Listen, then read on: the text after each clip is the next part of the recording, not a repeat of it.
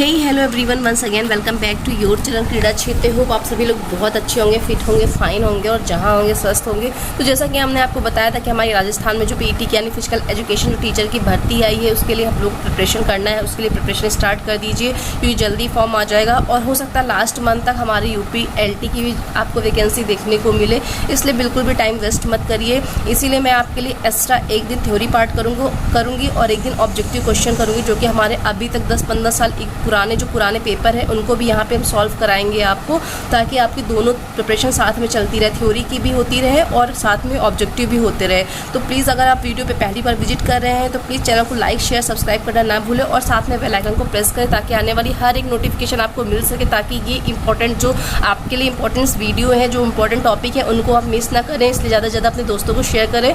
और जैसा कि हम लोगों ने आपको थ्योरी पार्ट में प्ले थ्योरी बताया था और कहा था उससे रिलेटेड हम लोग क्वेश्चन सॉल्व करेंगे, तो अभी स्टार्टिंग में हम लोग प्ले थ्योरी से रिलेटेड जो भी क्वेश्चन है, जो भी इंपॉर्टेंट क्वेश्चन है उनको सॉल्व करेंगे। उसके बाद कुछ और क्वेश्चन है जो कि हमारे साइकोलॉजी से ही लिए गए हैं, तो उसके आंसर आप पहले खुद देने की कोशिश करिएगा। फिर साथ में तो हम आंसर बताते ही रहेंगे आपको क्या है, पर खुद से कोशिश करिएगा कि आपने जितना पढ़ा है क्या आपको रिमेंबर है या नहीं है। तो चलिए स्टार्ट करते हैं। जैसा कि आज का जो हमारा पहला क्वेश्चन है, फर्स्ट क्वेश्चन क्या है वो स्क्रीन पे देखिए आप लोग। फर्स्ट क्वेश्चन हमारा है खेल क्या है, खेल के नियम, जैसे कि प्ले थ्योरी है।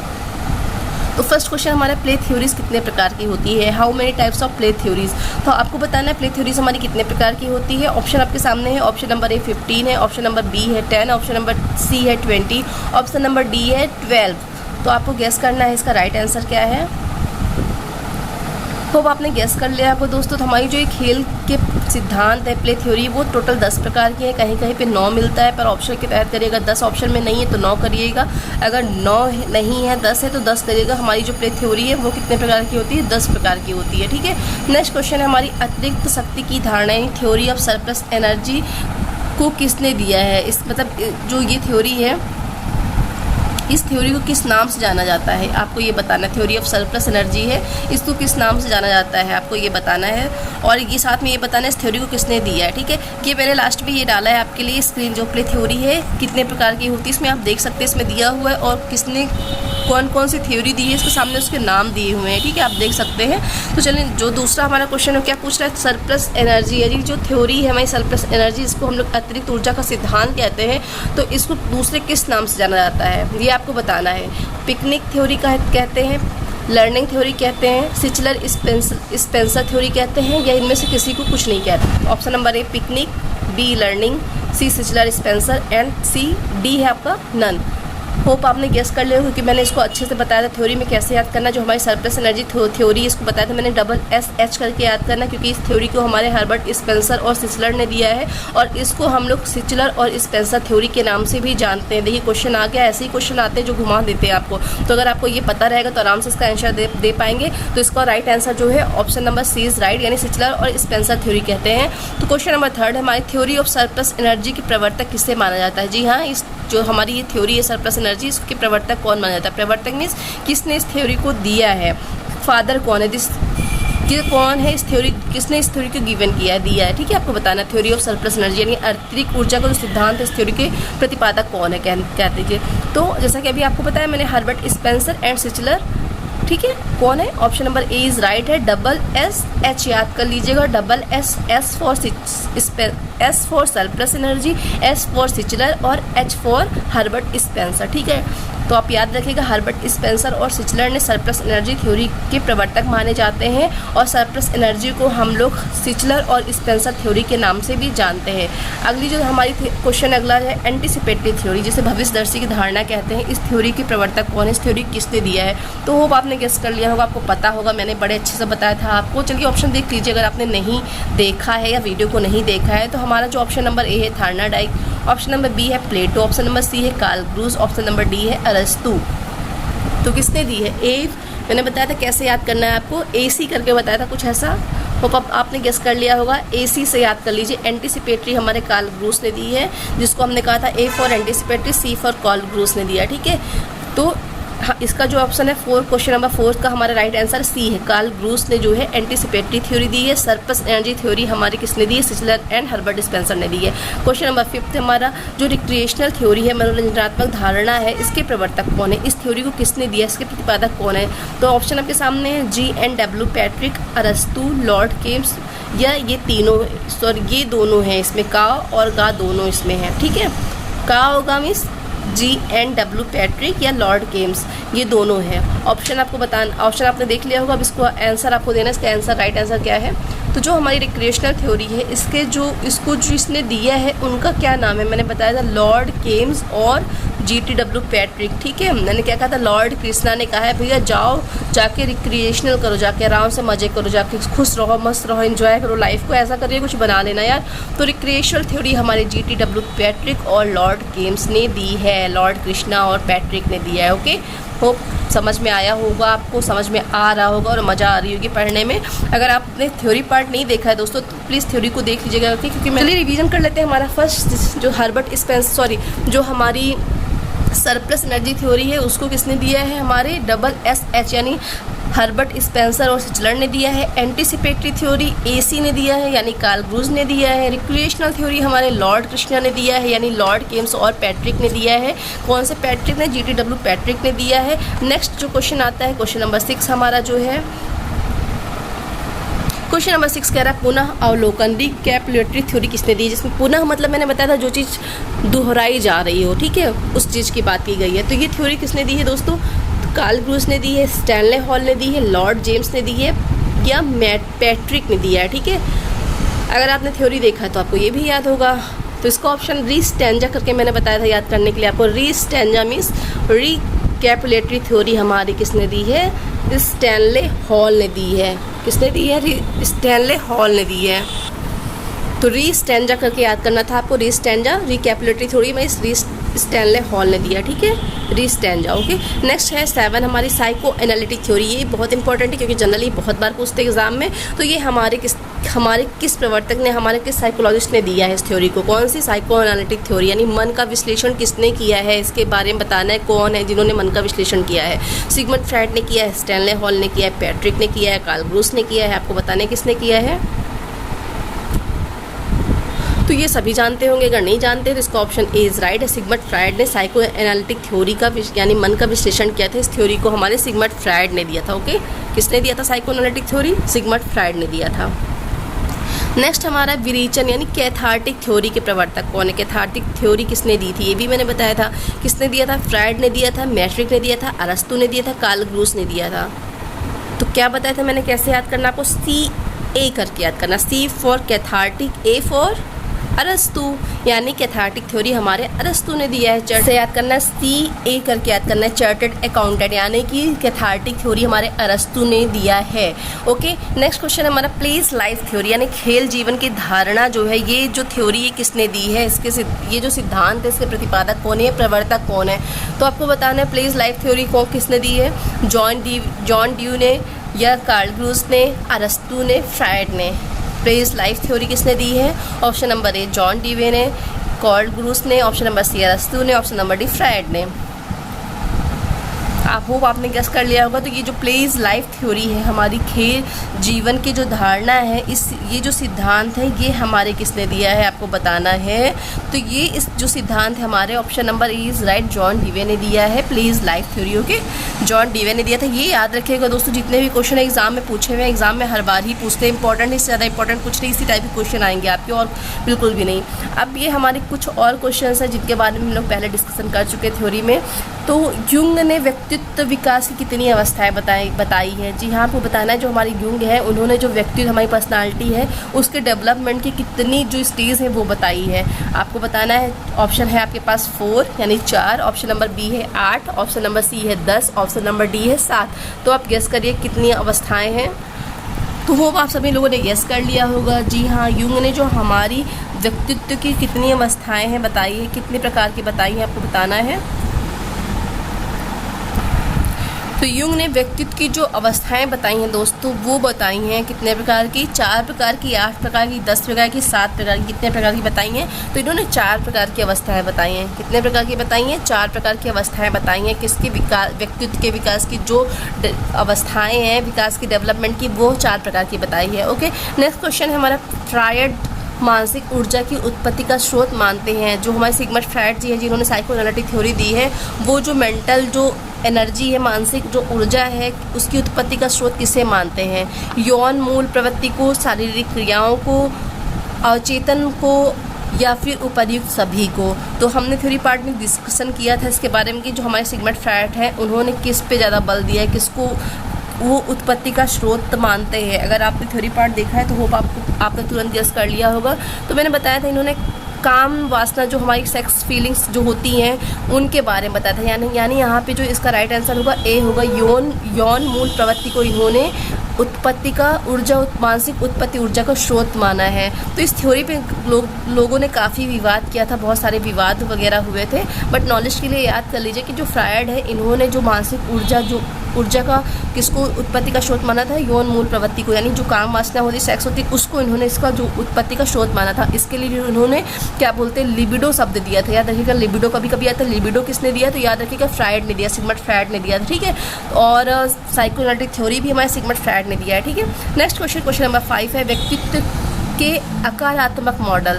आकारात्मक मीन्स कह सकते हैं टोपोग्राफिकल मॉडल के प्रतिपादक कौन है? जो हमारा पर्सनालिटी है उसका जो कार्यात्मक यानी टोपोग्राफिकल मॉडल है, उसके जो प्रवर्तक है वो कौन है? आपको बताना है। आइजेंक है, कैटल है, फ्रायड है, या फिर एडलर है, ये बताना है आपको। इसका आंसर क्या है आपको देखना है क्या है। होप आपने गेस कर लिया होगा दोस्तों। तो इसका राइट आंसर है ऑप्शन नंबर सी, यानी फ्रायड है। जो हमारे व्यक्तित्व का टोपोग्राफिकल मॉडल है वो हमारे किसने दिया है? फ्रायड ने दिया है। Option number C is right है। नेक्स्ट क्वेश्चन नंबर 6 है, कैटल ने 16 PF पर्सनालिटी, जो 16 PF प्रश्नावली क्वेश्चनायर है, उसमें जो विभिन्न कारकों का नामकरण अंग्रेजी के अक्षर ए से शुरू होकर नीचे की वर्णमाला के रूप में नामकरण किया है। इस नामकरण का आधार क्या था पूछा गया है। जी हाँ, जो कैटल ने 16 PF थ्योरी दी थी, 16 पर्सनालिटी थ्योरी दी थी, उसमें जो उन्होंने इंग्लिश जो वर्ड था उसमें ए से स्टार्टिंग की थी, ए से शुरू होकर नीचे की जो सबसे वर्णमाला थी उसको किस नामकरण किया जाता है, मतलब उस किस नामकरण के आधार पर किया गया था। ऑप्शन आपके सामने देखिए, ऑप्शन नंबर ए है विभिन्न कारकों के बढ़ते हुए महत्व को दिखाना था, या ऑप्शन नंबर डी है विभिन्न जो कारक थे उनके जो क्षैतिज महत्व को दिखाना था, ऑप्शन नंबर सी है विभिन्न कारकों को घटते महत्व में दिखाना था, या इनमें से कोई नहीं है, आपको बताना है। तो चलिए इसका आंसर हम बताते हैं, शायद आपके लिए टफ होगा, ये क्वेश्चन थोड़ा सा टफ है, नेट लेवल में इस टाइप के क्वेश्चन आते हैं। तो क्वेश्चन नंबर जो हमारे कैटल ने 16 PF पर्सनालिटी के जो विभिन्न कारकों का नामकरण अंग्रेजी में किया है, उसका जो आधार था, उस नामकरण का आधार क्या था? ना वो घटते क्रम में था, वो ना क्षैतिज महत्व था। जो उन्होंने कैटल ने जो 16 PF प्रश्नावली जो विभिन्न कारकों का नामकरण उन्होंने किया था इंग्लिश में, तो वो जो नामकरण था वो किस आधार पे था? इसका आंसर सी इज राइट होता है, क्योंकि वो जो आधार था वो था विभिन्न कारकों के घटते महत्व को दिखाना था, बढ़ते महत्व को नहीं दिखाना था, घटते महत्व को दिखाना था। याद रखिएगा, क्वेश्चन थोड़ा टफ हो सकता है ये आपके लिए, क्योंकि ये हमारे नेट लेवल का क्वेश्चन है। ऐसे क्वेश्चन नेट लेवल में आएंगे या फिर एलटी वगैरह में भी आ सकते हैं। नेक्स्ट जो क्वेश्चन है देखना है आपको, पूछा गया है डेफिनेशन के बारे में। यह परिभाषा किससे संबंधित है? व्यक्तित्व वह है जो पूर्व कथन करता है, ठीक है, व्यक्तित्व वह है, क्या पूछा गया? व्यक्तित्व वह है जो पूर्व कथन करता है, जो ये दी गई परिस्थितियों में व्यक्ति क्या करेगा। ये परिभाषा किसने दी है डेफिनेशन, ये आपको बताना है। कैटल ने दी है, आलपोर्ट ने दी है, या फिर जैक्सन ने दी है, या फिर मिलर एंड डोलार्ड ने दी है। ऑप्शन आपको देखना है, cattle, Allport, Jackson, Miller and Dollard ने दी है। तो इसका आंसर दोस्तों ए इज राइट होगा। कैटल ने डेफिनेशन दी है, इन्होंने क्या कहा है? व्यक्तित्व वह है जो पूर्व कथन करता है। एक सेंटेंस याद रखिए, पूरा नहीं करना है, थोड़ा सा याद रखिए, समझ लीजिए। कैटल ने क्या कहा है? व्यक्तित्व वह है जो पूर्व कथन करता है, इसको हमारे कैटल ने दिया है, ठीक है। इस डेफिनेशन को, इस टाइप के क्वेश्चन जरूर आते हैं, चाहे किसी भी लेवल के एग्जाम हो, टीजीटी, पीजीटी, हर सब में ऐसे ही डेफिनेशन देते हैं, पूछते हैं कैसे किसने परिभाषा दी है। तो मैंने परिभाषाओं को याद करने का आपको तरीका बताया है। आप देख सकते हैं जाके हमारे वीडियो में। नेक्स्ट क्वेश्चन हमारा, कैटल जो है, कैटल व्यक्ति के विकास की कुल कितनी अवस्थाएं मानते हैं? जी हाँ, जो हमारी कैटल है जिन्होंने 16 PF थ्योरी दी है, तो वो जो है व्यक्ति के विकास की कितनी अवस्थाएं मानते हैं? 8 मानते, 15 मानते, 10 मानते, 6 मानते, कितनी मानते हैं आपको बताना है। तो कैटल ने हमारी जो है 6 अवस्थाएं मानते हैं। कितनी अवस्थाएं मानते हैं? 6 अवस्थाएं मानते हैं। किसकी? व्यक्तित्व विकास की हमारी 6 अवस्थाएं मानते हैं। और युंग जो है व्यक्तित्व विकास की कितनी अवस्थाएं मानते हैं? जैसा कि मैंने आपको बताया था, युंग कितनी अवस्थाएं मानते हैं? तो युंग जो है 4 अवस्थाएं मानते हैं हमारे व्यक्तित्व विकास की। कैटल जो है 6 अवस्थाएं मानते हैं। ओके, नेक्स्ट क्वेश्चन है, कैटल द्वारा व्यक्तित्व विकास पर आनुवंशिकता तथा वातावरण के संभावित प्रभावों के अध्ययन के लिए कौन सी प्रबलित टेक्निक अपनाई थी? आपको बताना है। इसके बारे में हम लोगों ने डिस्कशन किया है शायद थ्योरी पार्ट में। तो जो कैटल द्वारा व्यक्तित्व के विकास पर जो आनुवंशिकता है, हेरिडिटी है और इन्वायरमेंट है, उससे जो प्रभाव पड़ते हैं, प्रभाव के अध्ययन के लिए कौन सा मेथड, कौन सी टेक्निक अपनाई थी? आपको बताना है। MAVE आप पढ़ सकते हैं कुछ भी करके, मावा करके या MAVE करके, AMVACAMANAVA। ओके, कैटल ने कौन सी टेक्निक अपनाई थी? इंपॉर्टेंट क्वेश्चन है दोस्तों और अच्छा क्वेश्चन भी है। होप आपने गेस कर लिया होगा। अगर नहीं किया है तो भी इसका ऑप्शन A इज़ राइट है। अगर A के साथ जा रहा है तो A इज़ राइट है। कैटल ने जो हेरिडिटी और एनवायरनमेंट के प्रभावों का अध्ययन किया था, उस अध्ययन के लिए उन्होंने जो टेक्निक, जो मेथड अपनाया था वो था मावा, MAVA। ठीक है, A इज़ राइट है। अगला क्वेश्चन हमारा दोस्तों है, अगला हमारा है आलपोर्ट के कार्य, थोड़ा सा ब्लर है क्वेश्चन बट समझ में आ जाएगा आपको। आलपोर्ट के कार्यात्मक स्वायत्तता का सर्वाधिक विरोध किया था। जी हाँ, जो आलपोर्ट ने कार्यात्मक जो स्वायत्तता का, उस पर विरोध किसने किया था ये बताना है। सबसे ज़्यादा विरोध किसने किया था? फ्रायड ने किया था, मूरे ने किया था, आइजेंग ने किया था, कैटल ने किया था। ये बताना है आपको किसने किया था। तो होप आपने गेस कर लिया होगा दोस्तों इसका राइट आंसर A है। जी हाँ, सिगमंड फ्रायड ने जो है आलपोर्ट की जो जो स्वायत्तता का सर्वाधिक विरोध किया था। किसने किया था? फ्रायड ने किया था। नेक्स्ट क्वेश्चन है क्वेश्चन नंबर 13 है, जिन व्यक्तियों का शरीर मोटा, कद नाटा और उनकी जो चित्त होती है, चित्त मतलब समझ रहे हैं ना, मन जो होता है, चित्त जो होती है, चित्त प्रकृति साइकोलाइट होती है, उन्हें रखा जाता है। कहाँ रखा जाता है आपको बताना है। कैसे होते हैं, किस श्रेणी में आते हैं ऐसे व्यक्ति जो छोटे होते हैं, मोटे होते हैं और उनकी जो प्रकृति होती है साइकोलाइट होती है, किस प्रकार के होते हैं, ये हमने भी हम लोगों ने डिस्कशन किया थ्योरी पार्ट में। जो हमारे सेल्डन, क्रेस्मर और हिप्पोक्रेट्स लोगों ने बॉडी टाइप्स दिए, इसके बारे में लोग डिस्कशन कर चुके हैं। तो बताइए कैसे होते हैं? पिकनिक आधार के होते हैं, अस्थैनिक प्रकार के होते हैं, डायप्लास्टिक आधार के होते हैं और या फिर एथलेटिक आकार के होते हैं। तो इसमें क्रॉस करिए दोस्तों, क्रॉस करके इसका आंसर देने की कोशिश करिए। एथलेटिक तो बिल्कुल नहीं होंगे। एथलेटिक शब्द से समझ में आता है एथलीट मतलब जो अच्छी पर्सनालिटी वाला होगा, एथलीट कहलाएगा। डायप्लास्टिक क्या होता है? जो मिला जुला रूप होता है, तीनों का मिला जुला रूप होता है, वो होता है। ठीक है, अब इसका आंसर जो राइट है दोस्तों, इसका राइट आंसर है हमारा A, यानी पिकनिक प्रकार का होता है। जो पिकनिक प्रकार का होता है ना, छोटा मोटा नाटा होता है। आप याद कर सकते हैं कुछ भी तरीके से। मैंने बताया था आपको जब थ्योरी पार्ट कर रहे थे कि आप जो उसमें दिए हुए ना, उसमें अगर आपकी फैमिली में, अगर आपके फ्रेंड सर्किल में कोई ऐसे व्यक्ति हैं जो एथलेटिक प्रकार के हैं, उनके नाम डाल के याद कर लो तो आसानी से याद आ जाएगा। ठीक है, नेक्स्ट क्वेश्चन है हमारा, फ्रायड के अनुसार निम्न में से कौन सा अचेतन को जानने का मार्ग नहीं है? ऑप्शन आपके सामने, मुक्त साहचर, B प्रतिरोध, C स्वप्न, D मनोविश्लेषण। ठीक है, देख सकते हैं आप ऑप्शन इंग्लिश और हिंदी में दोनों में दिया हुआ है। इसका आंसर आपको बताना है। फ्रायड ने अचेतन मन को जानने का कौन सा मार्ग बताया है कि इनमें से कौन सा मार्ग नहीं है अचेतन मन को जानने का। ठीक है, तो ऑप्शन नंबर 20 राइट है। इसमें प्रतिरोध यानी रेजिस्टेंस जो है ये मार्ग नहीं है हमारा। ठीक है, किसको? अचेतन को जानने का। अचेतन क्या होता है? मन के बारे में बताया था, एक चेतन मन होता है, एक अचेतन मन होता है, 2 प्रकार के होते हैं। तो फ्रायड के अनुसार क्योंकि उन्होंने मन का विश्लेषण किया था, तो यहाँ पे पूछा गया है जो अचेतन मन को जानने का कौन सा इसमें से मार्ग नहीं है, तो इसमें से हमारा प्रतिरोध बिल्कुल भी नहीं होगा इसमें, और इसका ऑप्शन जो सही होगा वो B होगा। अगला दोस्तों जो क्वेश्चन है हमारा नेक्स्ट, किस ग्रंथि के स्रावित किस ग्रंथ से स्रावित हार्मोन द्वारा शारीरिक वृद्धि का मुख्य रूप से निर्धारण होता है? जी हाँ, आपको बताना है ऐसा कौन सा हार्मोन है जो हमारी जो बॉडी का डेवलपमेंट है, शारीरिक जो ग्रोथ है उसमें मुख्य रूप से निर्धारण का कार्य करता है। तो गोनेट्स है, पेनक्रियाज है, पिट्यूटरी है, एड्रिनल है। कौन सा हार्मोन है ये आपको बताना है, इसमें से कौन सा हार्मोन है।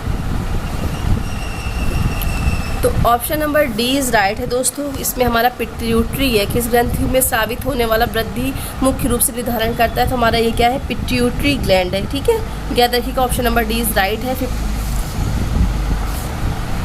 नेक्स्ट क्वेश्चन है, कैटल के अनुसार अग्र मनोभाव तथा मनोवृत्ति एक दूसरे से किस नियम द्वारा संबंधित हैं? ठीक है, कैटल के अनुसार जो अग्र मनोभाव है तथा मनोवृत्ति है एक दूसरे से किस प्रकार के नियम द्वारा संबंधित है? सहायता का नियम, प्रवणता का नियम, या फिर संयोजन का नियम, या सहचर का नियम? तो आपको बताना है।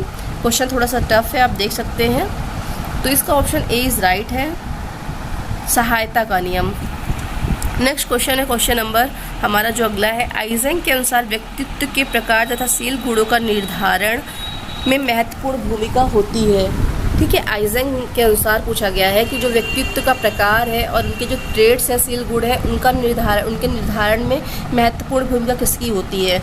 आनुवांशिकता की होती है या पर्यावरणीय कारकों की होती है, यानी हेरिडिटी या एनवायरनमेंट की होती है? ऑप्शन आपके सामने है, आनुवांशिकता की, पर्यावरणीय कारकों की। सी है ए और बी दोनों, डी है इनमें से कोई नहीं।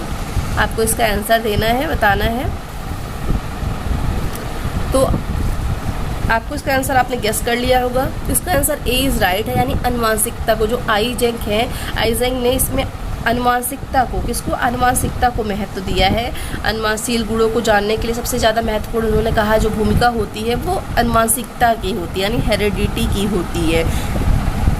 ओके, नेक्स्ट क्वेश्चन हमारा है व्यक्तित्व पर्सनालिटी, जिसे EPQ कहते हैं, यानी कि आइजेंक पर्सनालिटी क्वेश्चनर द्वारा निम्न में से किसका मापन किया जाता है? बताना है आपको। जो EPQ प्रश्नावली है, यानी कि EPQ है, आइजेंक ने जो दी है, उससे क्या मापते हैं, उससे क्या मापा जाता है? ऑप्शन है आपका स्नायु विकृति, ऑप्शन नंबर बी है मनोविकृति, ऑप्शन सी है समाज विरोधी व्यक्तित्व, ऑप्शन डी है अंतर्मुखी या बहिर्मुखता। क्या नापते हैं इसमें? न्यूरोटिज्म नापते हैं या साइकोटिज्म नापते हैं, एंटी सोशल पर्सनालिटी या इंट्रोवर्जन एक्स्ट्रावर्जन मापा जाता है? क्या मापा जाता है आपको बताना है। इसका आंसर, इसके बारे में लोगों ने डिस्कशन किया था दोस्तों। क्या है इसका आंसर? आपने अगर देखा होगा तो बता देंगे आप लोग इसका आंसर। तो इसका आंसर सी इज़ राइट है दोस्तों। इसमें जो होता है एंटी सोशल पर्सनालिटी, यानी समाज विरोधी जो व्यक्तित्व होते हैं उनका मापन नहीं होता है। सॉरी, यहाँ पे मापन होता नहीं होता है, पूछा गया है। इसी टाइप के जो होते हैं एग्ज़ाम में बहुत ज़्यादा मिस्टेक हो जाती है, हम लोग नहीं देखते हैं और होता पढ़ के चले आते हैं और गलत करके चले आते हैं। तो जो EPQ है उसमें हम लोग न्यूरोटिज्म, साइकोटिज्म और जो इंट्रोवर्जन और एक्सट्रोवर्जन है इसको मापते हैं, बट एंटी सोशल जो पर्सनालिटी, जो समाज विरोधी व्यक्तित्व है, उसका मापन नहीं होता है। नेक्स्ट क्वेश्चन जो हमारा है, नेक्स्ट और लास्ट होगा ये हमारा क्वेश्चन हमारा, मैस्लो के अनुसार स्नेह की भूख क्या है पूछा गया है। तो ऑप्शन आपके सामने है, option number A B motive, option number D motive, option number C love need, option number D है आत्म पर्याप्तता यानी सेल्फ सफिशियंसी। तो इसका आंसर बताना है। जो मैस्लो ने कहा है, मैस्लो के अनुसार जो स्नेह है, स्नेह की भूख क्या है आपको बताना है। बी मोटिव है, डी मोटिव है, लव नीड है, या फिर डी सेल्फ सफिशियंसी यानी आत्म पर्याप्तता है। तो गाइस इसका आंसर सी इज़ राइट है, यानी कि सी जो है लव नीड, इसका जो आंसर है सी सही है। इसका जो मैस्लो ने कहा है स्नेह की भूख क्या है, तो उन्होंने इसको लव नीड कहा है। ऑप्शन नंबर सी बिल्कुल करेक्ट है, लव नीड। तो दोस्तों इसी के साथ ये वीडियो आज हम लोग यहाँ कंप्लीट करते हैं, और कल जो होगा हम लोग लर्निंग थ्योरी करेंगे। तो अपना कीमती टाइम देने के लिए आपका बहुत बहुत धन्यवाद, थैंक यू सो मच। और अगर आपको वीडियो अच्छा लगा हो तो प्लीज़ यार लाइक शेयर सब्सक्राइब करना तो बनता है, और बेल आइकन को प्रेस करिए ताकि आने वाली हर एक नोटिफिकेशन आपको मिल सके। और ज़्यादा से ज़्यादा अपने दोस्तों को शेयर करिए और लग के तैयारी करिए। अब हम लोग ऐसे ही करके स्टडी करेंगे, एक दिन थ्योरी पार्ट करेंगे, एक दिन ऑब्जेक्टिव करेंगे। तो अगर कोई क्यूरीज है, कोई डाउट है, कमेंट सेक्शन में जाके कमेंट कर सकते हैं। तब तक के लिए आप सभी को नमस्कार, आपका दिन शुभ हो।